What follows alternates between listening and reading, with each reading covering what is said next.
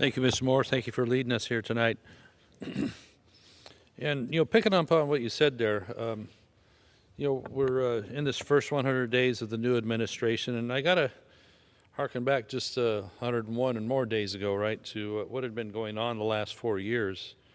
And the first thing that comes to mind is the border situation, and as you were saying, how does that make a lick of sense of what was going on there? I mean, we're allowed and supposed to have a sovereign border if we're going to define ourselves as a country. And in the days previous in the formation of this country, for people to immigrate to here, they had to bring a skill, they had to bring sponsorship, they needed to bring something that added to the growth of America. And that wasn't seen at the time as racist or hateful or anything else, as people from all backgrounds, from pretty much any continent, were coming over here being part of that. And so we had immigration laws that made sense. And we really have never lost our immigration laws. They just weren't being enforced for a lot of time in the last 20 plus years or so. So we really, when you talk about common sense, it just kind of went out the window on that issue for a long time. And so now we're regaining back. We're seeing that the illegal border crossings under President Trump, which we knew that's what we were going to get, and that's what voters asked for by and large across the country, those border crossings have dropped by 95%. It didn't take a bunch of new comprehensive immigration laws to do that. It took just enforcing the laws we had on the books. It took enforcing and having the will to say, no, we're not going to do this anymore. And guess what? We're still pro-immigrant. It just means legal immigration. It means following our rules. It means coming through the portals of entry and applying under the various ways you would have of applying for the particular visas we have: student visas, tourist visas, work visas. Just apply, just ask permission. You lock your car when you park it in this town. You lock the front door on your house when you leave, and so we're allowed to have gates on to the entry to this country. But I say gates with hinges, well-oiled hinges, and somebody staffing them says, all right, you got your papers, come on in. If you don't have your papers, go back and apply. There's a process for that. Why is that so tough? When I see interviews on TV talking, whether it's President Trump or Tom Homan or anybody, and then the interviewers just don't seem to grasp that, well, so you're against immigration, you're against people coming across. Like, no, it's legal immigration, following the legal process.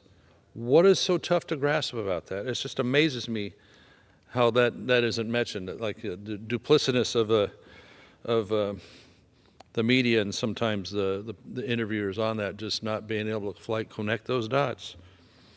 So when we talk about the 95%, we also note that the number of gotaways, the individuals who intentionally avoid detection, and that they indeed pose some of the greatest dangers, that's also down by 99%, the gotaways.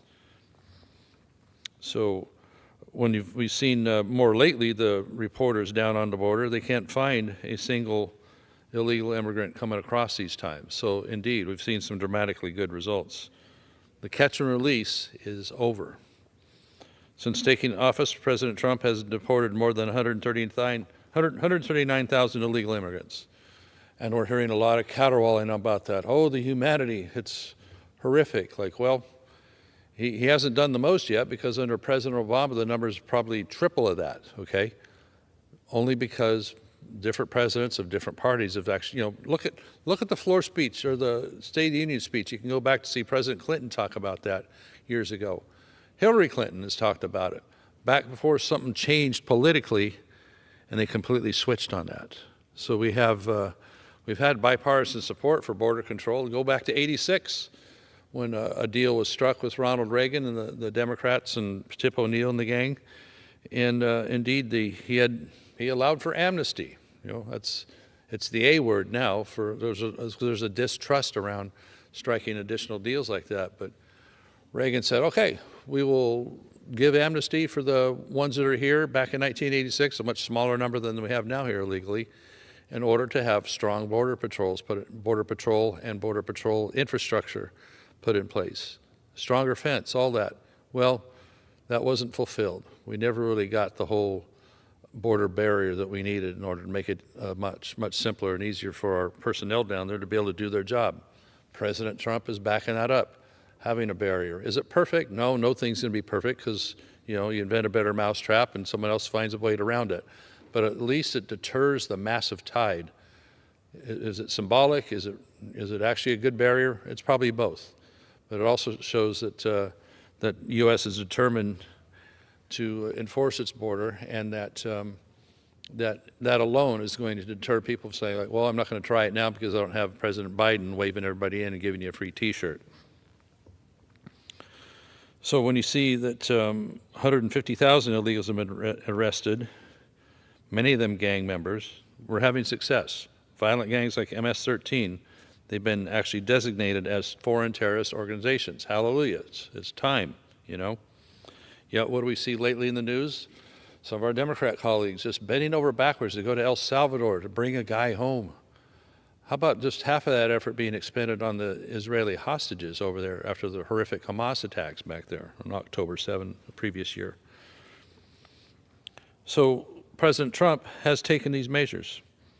Gang leaders operating in Virginia, Florida, and New York are now in custody and off the streets. President Trump shut down the Biden-Harris migrant app, which had served as a fast pass into the country. Why would we develop an app to make it easier to come in illegally? He invoked the Alien Enemies Act to speed up deportation and dismantle criminal networks operating on U.S. soil. Yet we have the left trying to throw that out as a tool to use. And hopefully it's going to succeed in tests in the court. Construction of the border wall, again, resumed. More than 85 new miles of barrier already in place. Still a lot to do, but at least we can keep it funded and get the job done and aid so much our border personnel. Taxpayer-funded goodies for illegal immigrants, luxury hotel stays, food stamps, special college funding, at least at the federal level, have been eliminated. Now, California is still giving away as fast as they can. We have a $9.5 billion Medi-Cal handout to illegal immigrants in the state of California. You know, we're going to hear caterwauling there on some of the other things to do to cost-cutting measures here federally, and California could take a long leap towards that just by not funding illegal immigrant activity. Sanctuary cities finally being held accountable, as they should. President Trump has taken legal action and moved to cut off federal support for jurisdictions that refuse to cooperate with immigration enforcement. Why would they not cooperate with federal law? It's a violation of federal law. I've seen more and more local municipalities pushing back against state mandates on this, and I commend them for doing so up in some of my Northern California counties. City of Oroville did it, Siskiyou County's done it, and others have, and others will continue to do so. So really, it's what it's done is help to deliver justice. Really, we passed the Lake and Riley Act. It is now law, and it even ended up getting bipartisan support at the end. A powerful reminder this administration will never forget those whose lives were taken by illegal immigrant crime. So this is real leadership. These are promises made. These are promises kept. President Trump is helping get that done for all of us, for those of us who have been here even a lot longer and have battled on this issue to try and have common sense apply to our border and so many other things that we're seeing here as a result of President Trump's leadership and partnership with the House and the Senate. With that, I yield back to my friend and colleague from Utah. Thank you, Mr. Moore. Thank you to the gentleman.